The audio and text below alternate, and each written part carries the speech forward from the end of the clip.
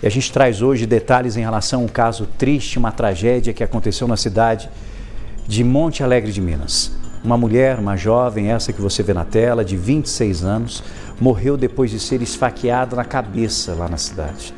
Foram os vizinhos que perceberam que algo errado teria acontecido, acionaram a polícia. Um trabalho de investigação está sendo feito lá na cidade para tentar, evidentemente, entender toda essa história de violência. E o assustador é que se tratava de uma mulher que era muito conhecida, muita gente gostava dela, ela que estava num relacionamento já há muito tempo. E segundo alguns amigos, ela já vinha reclamando em relação a esse relacionamento. A nossa equipe está lá desde o começo da manhã, na cidade de Monte Alegre de Minas, para acompanhar e trazer todos os detalhes em relação a essa história. Eu volto a conversar com meu amigo Júnior Oliveira, está lá acompanhando tudo de perto e vai explicar para a gente quem era essa jovem.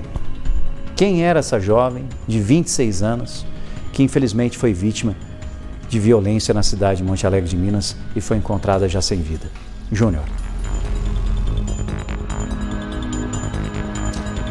Exato, Rafa, nós estamos falando da Alice, né? Ela que foi encontrada morta dentro da casa da família, onde ela morava com o filho de apenas 7 meses. Eu trago essa informação agora para quem está nos acompanhando, até mesmo pela preocupação das pessoas, não só com essa cena trágica que foi encontrada por lá, mas ainda bem, se podemos dizer assim, esse bebê de 7 meses não estava com ela, estava com a babá.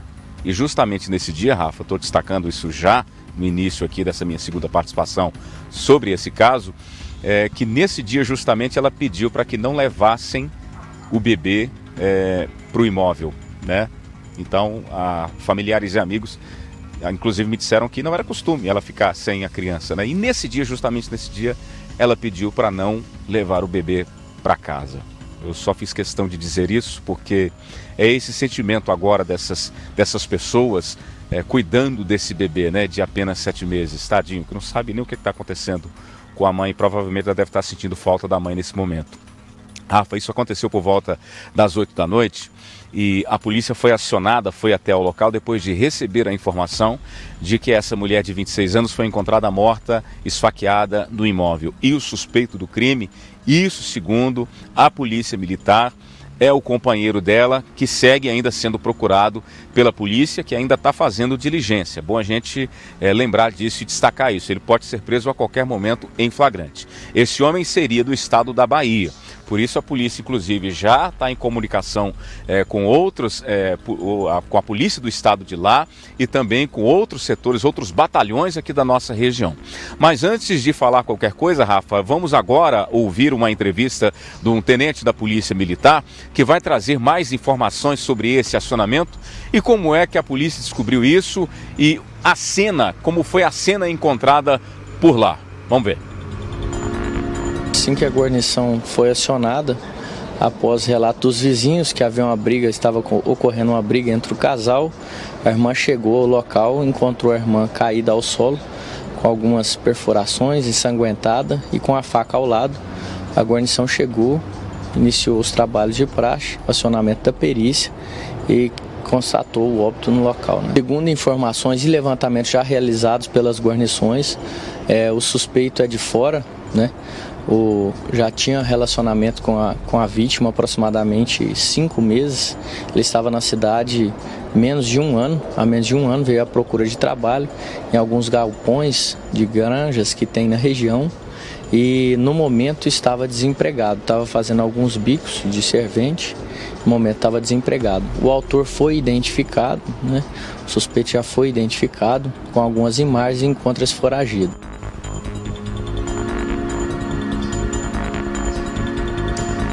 Exatamente, Rafael. A gente volta à cena do crime. Essa mulher foi encontrada caída na cozinha. Ela tinha marcas de facadas na região do pescoço. E outro detalhe também que foi passado aí pela perícia, né? Pelo que a polícia percebeu no local. Havia no pescoço dela um pedaço de fio, na verdade um carregador de celular. O que fez parte aí, segundo a perícia, claro que o laudo ainda vai ficar pronto, gente, nos próximos 10 dias, mas a informação que nós temos é que possivelmente ela houve uma tentativa também de estrangulamento da vítima, tá? E associada aí a essas facadas. E isso corrobora com o que as vítimas contaram no local. Disseram que ouviram gritos de socorro e que esses gritos foram sumindo com o passar do tempo. E isso chamou a atenção, porque eles tentaram ter acesso ao imóvel, não conseguiram, estava trancado. Ouviram esses gritos de socorro, teve ali uma discussão e de repente um silêncio no local. Inclusive, relatos de testemunhas para a polícia é que ela já vinha enfrentando essa possível violência doméstica já há algum tempo. Mas não havia nenhum registro ainda, segundo a polícia, sobre essas violências que estariam acontecendo há pelo menos 5 meses. Vamos ver mais um trecho da entrevista do policial. Segundo informações dos vizinhos e testemunhas, as discussões do casal eram constantes, porém não há nenhum registro, nenhuma solicitação de medida protetiva, nenhum registro de ameaça, sequer lesão corporal de datas pretéritas. O primeiro passo é importante fazer esse registro, se for o caso solicitar essa medida protetiva e a Polícia Militar faz esse acompanhamento. Eu, no caso de Monte Alegre, faço esse acompanhamento de todos os casos em que a vítima tem essa medida protetiva, né? Justamente para acompanhar de forma assídua aí as ameaças ou sequer lesões ou agressões de datas pretéritas ou visando resguardar a integridade da vítima. Exatamente, o policial foi muito claro aí, Rafa, que não havia nenhum registro de violência doméstica. Mas é importante a gente falar, Rafa, e você também já tem dito isso aí no Balanço Geral, há um consenso, tanto da polícia, nós jornalistas, a própria sociedade, que o fato da vítima não ter registrado o boletim de ocorrência não é uma falha da vítima. Talvez não é porque ela não quis fazer. A gente não sabe a situação que essa pessoa está sofrendo, as ameaças que essa pessoa vem sofrendo dentro de casa. Então isso não é parâmetro, né, para a gente saber se havia negligência ou não. Nesse caso não houve, porque a situação de violência doméstica está muito além do que a gente talvez conta aqui, está muito além do que talvez a polícia venha registrar. Então é muito difícil, é muito complexo para a vítima. Então, por causa disso, que a gente sempre está falando aqui no nosso jornalismo e as campanhas que são feitas no Estado e também pela polícia com relação às denúncias e à informação que deve chegar, não importa quem seja, vizinho, parente, mais próximo, distante, que passou ali, viu um momento de agressão. Então essas denúncias são importantes, que vêm cada vez mais ajudar essas vítimas. Dito isso, Rafa, eu vou trazer agora algumas informações sobre a história desse casal. Eu procurei aqui alguns amigos e amigas de Alice que contaram pra gente que o casal se conheceu há mais ou menos 1 ano. Esse homem veio do estado da Bahia à procura de serviço, veio aqui para Monte Alegre de Minas e aqui logo começou a trabalhar e logo eles se conheceram. E naquele primeiro contato com amigos em comum, eles começaram a namorar, começaram a se conhecer, ficavam outrora, passavam alguns dias, aquele lance, né, de início de relacionamento. E que há 5 meses ela resolveu acolher o namorado na casa e se tornaram marido e mulher. Bom, segundo ainda a polícia, logo no início desse relacionamento, quando eles começam esse relacionamento, os problemas começam a acontecer. E essa informação vai ao encontro sobre o que eu pude apurar junto aos amigos. Eu conversei com uma amiga da vítima, que chama a Natália. Ela contou pra gente, traz agora um pouco do histórico desse casal e sobre as conversas que ela tinha com a amiga. Inclusive, Rafa, ela conversou com a vítima, com a Alice, minutos antes dela sofrer esse ataque dentro da casa. Inclusive, ela mostra pra gente essa conversa, os áudios que ela compartilhava com a amiga, e ela fala agora com uma certa propriedade como era esse relacionamento e a situação da amiga, que infelizmente não está mais aqui. Vamos acompanhar. A gente entrou, tava tudo escuro, aí eu iluminei só com a lanterninha do telefone, aí de repente eu pisei em alguma coisa, né? Aí na hora que eu olhei pra baixo era o corpo dela. Aí eu já gritei meus amigos para acender as luzes. Com a telinha, com a lâmpada do celular mesmo? O celular estava tudo apagado, aí... Porque pelo que disseram, no momento depois que houve aquele silêncio, algumas pessoas gritaram pelo nome dela e ela não respondia. Não, Ela não respondia mais. Aí a porta estava só escorada. Aí ninguém quis entrar. Aí meus amigos me chamou, aí eu peguei e subi e eu entrei a porta dentro. E aí você falou assim, tem alguma coisa errada? Porque sempre quando a gente chega aqui, ela responde. Ela já responde. Você já pressentiu que tinha acontecido alguma coisa? Chegava na esquina gritando, ela já saía pra fora lá. Quando você viu aquela cena dela caída, nossa, desespero. Deus me livre, eu já gritei aos meninos, pedi pra eles acender as luzes. Falei, a gente perdeu nossa amiga. Vai sair correndo pra fora e os meninos ficou lá. Olhando, aí eu já gritei a vizinhança lá, alarmei todo mundo, aí o pessoal já começou a entrar lá pra ver o que tinha acontecido. Deixou um bebezinho, deixou 4 filhos, né, mas o bebezinho com a gente, né. Um neném que ela vivia pedindo pra gente cuidar, vivia pedindo pra gente olhar. E, né, eles brigavam direto, e ela falava que não queria ele mais, e esse homem não ia embora, e a gente dava conselho, a gente às vezes via que eles brigavam, ia lá, tomava o neném dela, pegava a criança, cuidava, eu mais uma outra, a madrinha, e não adiantou. Ontem ela estava decidida a separar definitivo dele, acho que foi na hora que ela foi falar isso, foi mandar ele embora, que aconteceu. Exatamente. E foram esses os relatos passados para a polícia e que constam no boletim de ocorrência, Rafa. Antes do crime, ela estava na casa de um conhecido, de um amigo, né? De amigos. Tinham encontrado ali coisa rápida para conversar, distrair um pouco. E aí, momentos antes dela ir para casa, ela manda um áudio para essa amiga, Natália, dizendo: amiga, tô indo para casa, tá? Infelizmente, hoje eu vou tomar essa decisão. Hoje eu vou sentar com ele, vou conversar, vou colocar um fim nessa relação. E aí os amigos acreditam que por causa dessa conversa, logo que o suspeito então percebe a negativa da companheira de manter esse relacionamento e ele que não estava mais aceitando o fim dessa relação, infelizmente, isso segundo a polícia, nesse primeiro momento, ele então teria cometido esse crime contra essa mulher de 26 anos. Ela então teria sofrido espancamento, teria sido agredida, houve ali uma tentativa de estrangulamento, seguido aí dessas facadas na região do pescoço. Segundo a polícia, relatos das testemunhas passadas aí para a polícia, o suspeito, depois do crime, ele ainda teve o trabalho de lavar as mãos, né? Isso consta no boletim de ocorrência, e aí depois que ele lava as mãos, ele sai e uma motocicleta então teria chegado ao local. Nós estamos falando aí de uma outra pessoa já, né, envolvida aí nessa fuga, teria ido ao local, esse homem monta nessa motocicleta e aí os dois fogem. E a polícia é acionada e tenta de alguma maneira identificar esse homem e está trabalhando ainda na tentativa de identificá-lo. Vamos lembrar, eu falo mais uma vez, esse homem é do estado da Bahia, ele foi identificado pela polícia, tem registros dele aqui na cidade onde ele já trabalhou, um local também onde ele estava trabalhando, trabalhava em alguns bicos aqui na cidade. A polícia então conseguiu identificá-lo, mas ele desapareceu. Não foi encontrado pela polícia. Perguntei ao tenente lá no batalhão: tenente, nós estamos falando de quem? Qual é o perfil desse suspeito que vocês estão apontando como o principal aí suspeito desse crime, desse feminicídio? E aí o tenente me diz: olha, aqui no estado de Minas Gerais nós já temos a ficha dele. Inclusive, já foi preso por porte de arma, dentre outros crimes que ele não pôde me detalhar nesse momento.